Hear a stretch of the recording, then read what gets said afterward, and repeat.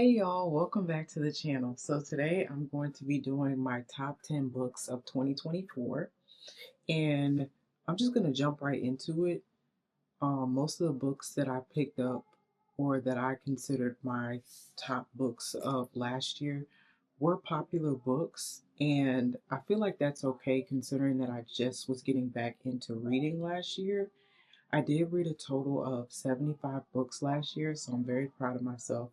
Although I did not meet my goal of 100 books, I'm going to keep the same goal of 100 books for 2025, and we're going to try to meet that goal.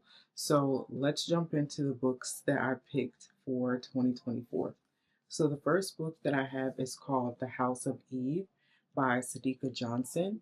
And I'm just going to give you guys a brief synopsis of each book because these are very popular books on Book Talk, BookTube. They're everywhere. So The House of Eve follows two ladies during the 1950s, and one is in Philadelphia and one is in Washington, D.C.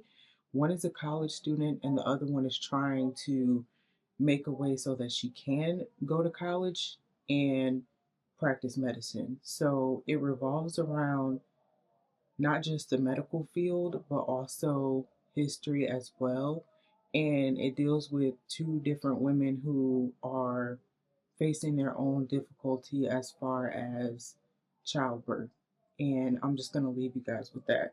I absolutely love this story. It spoke to me, and I didn't know that they had these different homes for women back then. So I don't want to spoil anything for you guys. I love this book so much. I definitely, if I rated books, I would give this 5 stars. But I don't rate books. I just tell people would I recommend the book or would I not, and I would definitely recommend this book. So we're going to move on to the next book.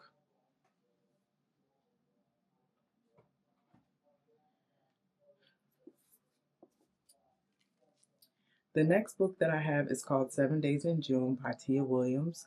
And I absolutely love this book as well. I also tabbed this book. I also tabbed The House of Eve as well. This was, I believe, my first read by Tia Williams, and I absolutely enjoyed it. Like I said, this is a very popular book on BookTube, so I'm just going to give you guys a brief synopsis. Two people met originally back in high school, I think, and then they have the chance to meet up with each other again as authors. And they've actually been writing to each other in their work in a non direct way, answering each other with the books that they release. And they have a lot of things that they haven't discussed from the past of why they did not end up together. And they basically are trying to find their way back to each other.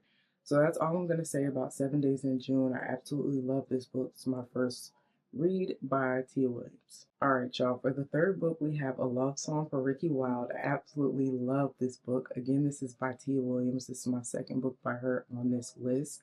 I absolutely love this book because it has so much history about the Harlem Renaissance, as well as a main character that was trying to find her way through and make her own path in her life instead of following the path that her family had set out for her.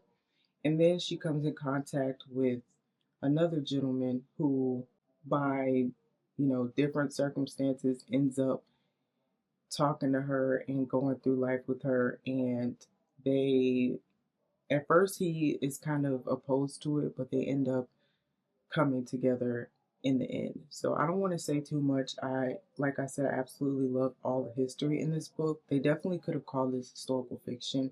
I've heard a lot of people say that that's what they thought it was, but the love story was really, really good as well. Next, we have This Could Be Us by Kennedy Ryan. And I'm also going through these books in the way or in the order that I read them. So it's in no particular order. But I absolutely loved Soledad's story about self love.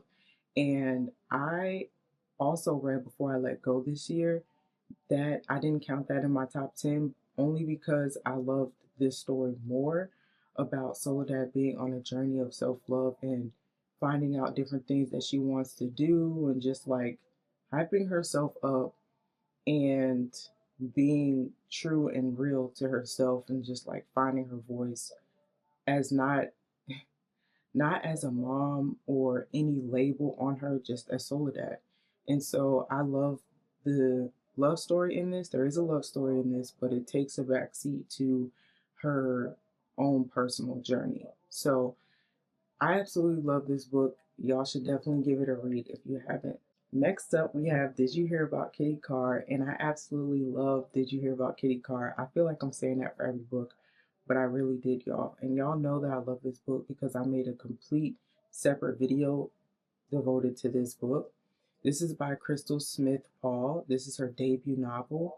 And I love this so much because of all the history about old Hollywood, as well as the history before that, dealing with the main character's mother. So, this story takes you on a journey through Kitty Carr's life, starting with her mother. And then from her mother, you go from the mother to the daughter, and we go through the daughter's life, and we see exactly how she's connected to these three Black women. And so the synopsis for this book is that Kitty Carr, she's a old Hollywood icon who is white. She leaves her estate to three Black women, and everybody's trying to figure out why. So, this book is a story of that. I absolutely love this book. Also, it's a Reese's Book Club pick. I had a couple more Reese's Book Club picks in my top 10 books of 2024, but I absolutely enjoyed this. If you haven't picked this up yet, definitely pick it up. They also have it in paperback now as well. All right, y'all. Next, we have Grown by Tiffany D. Jackson. And I've seen this book for a long time, like years, and I never picked it up. And I don't really know why, but once I did pick it up, I almost finished it in a day. I love, love, love her writing style. And this book in particular is very lyrical because she's talking about, or the main character is a singer. So the synopsis for this book, very briefly, is that Enchanted, that's the main character's name, is in high school. I think she's a junior in high school and she wants to be a singer. And the superstar named Corey Fields sees her at a competition. I don't think she won the competition. And he decides to take her under his wing. And if that sounds familiar, it definitely sounds like closely related to R. Kelly, but she did put in the author's note that it's not exactly about R. Kelly, but it's definitely like, I feel like it mirrors like his story. So if you are interested in that, definitely pick this up. I'm telling you, you won't want to put it down. I love, love, love Tiffany D. Jackson's writing. Next, we have When I Think of You by Maya Ariel, and this is her debut novel. And I absolutely love, love, love this story because it centers on two main characters. We're following Kalia and Danny. So Kalia is someone who she graduated from school. She wanted to get into filmmaking and she got her degree in that, but the only job that she's able to get at the time when she, graduates and gets her degree and everything is a secretarial position. So she figures that she'll work her way up from there, but sadly she does not. 7 years passes, she's still in the same spot. So she comes in contact with her ex, who is Mr. Danny Prescott. And Mr. Prescott has some advantages that Kalia does not have. So he actually offers her a job. So I'm going to just leave it there for y'all. But this is a second chance romance. They worked together in college 7 years ago. And so we come back to the present or, in the future, 7 years later, and see how they work through their issues and whatnot. I absolutely love this author's writing. And also, if you love films, you should definitely pick this up. And I loved it so much. And so, yeah, y'all should definitely check this out if you love films. All right, y'all. The next book that we have is called Monday's Not Coming, and this is another Tiffany D. Jackson novel. And this is about Monday, but it's also about her best friend, which is pretty much the main character of this book. Monday is her best friend. The main character, her name is, what is her name? Her name is Claudia. Sorry, that took me so long to find her name. So the main character is Claudia. Her best friend Monday is missing, and they were supposed to start the eighth grade together.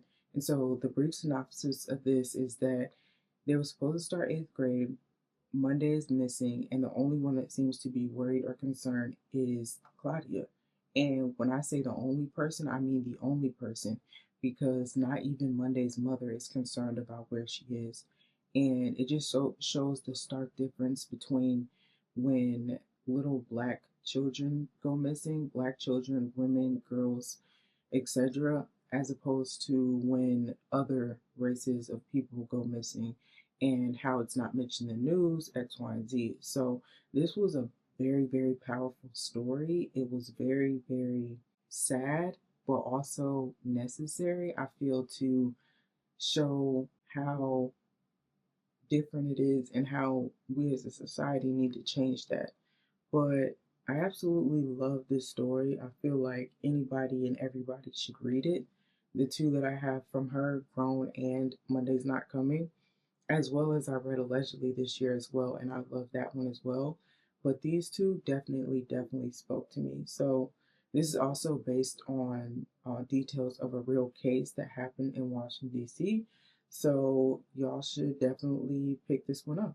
All right, y'all. The next book that I have is called The Yellow Wife, and this is by Sadika Johnson.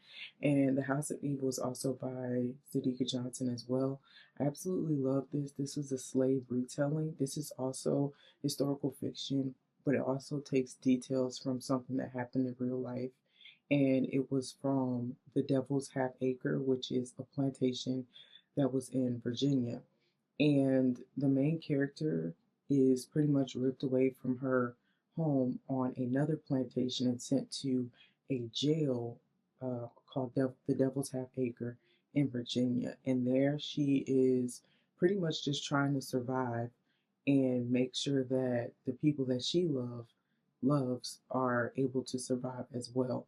So this spoke to me as well because it had so many details of slavery, little details about slavery that I had never heard of, as well as things that they would mix up, like concoctions that they would make for people that were sick. Just small things. I would definitely say read this if you want to know more about Black history. Definitely pick this one up. It was a great, great story. All right, y'all. And the last book that I have is called Bambi. I'm kind of cheating with this one. Bambi is by Lady Nisha. And this was my first dabble, I would say, in urban fiction. Not my first dabble because I did read Spin About You earlier this year, and that is by Brianne Deney. But Bambi was a series, so it's 3 books in that series, and then I read all the spin-offs from that universe by Lady Nisha. And I absolutely loved Bambi because there was so much going on. There's a host of characters. So the synopsis of this book is pretty much there's a playboy, his name is King. He doesn't want to settle down at all. The way he was raised was crazy. He was pretty much raised in a house full of prostitutes, and Bambi is the main character, and she was raised like in a normal home, but her mom did pass away when she was younger. And she ends up meeting up with King or being introduced with him one way or another, and they end up pretty much, being in a relationship. But the way the journey that they go on to get to that relationship was such a great story. So if you haven't read Bambi by Lady Nisha and you're interested in urban fiction, you should definitely check it out. It's not a new book. I'm late to the game, but I absolutely love Bambi by Lady Nisha and all the series that follow it. So there's Bambi 2, Bambi 3, Here We Go Again, Holidays with the Carters, Emotionally Scarred. A lot of people have their own spin offs. Here We Go Again is Tristan and Shayla's story. Emotionally Scarred is Henny's story. Henry is her little brother. They call him Henny um, as a nickname. And there's other ones as well. Holidays with the Carters is like a short little story the about Bambi and King and how they're doing in their relationship. And it's also a segue into Tristan and Shayla's story. So there are other books in that universe as well, but I absolutely love that. So those were my top 10 books of 2024. And like I said, I read 75 books. I do feel like I should tell you all the books that I did not like this year, and there were really only a couple. So the two books that I did not like were The Wedding Date by Jasmine Gullery and Just the Nicest Couple by Mary Kubaka. The Wedding Date, it's not that it wasn't good, it was a good story. The only thing I didn't like, I guess, was the writing and how the characters didn't have much depth to them. And those characters reminded me a lot of the people in the Pumpkin Spice Cafe book, if you've read that book. And then also, Just the Nicest Couple, it just took too long to get started. But once it did get started, it was a great story. But those were the two books this year that I didn't like that much. What are y'all reading currently? Let me know what you're reading down in the comments below. Currently, I just finished Pretty Hurts by Alicia J, and that was a crazy story. I will tell y'all about it later, but tell me what you're reading down below, and I will see you guys in the next video. Bye, guys.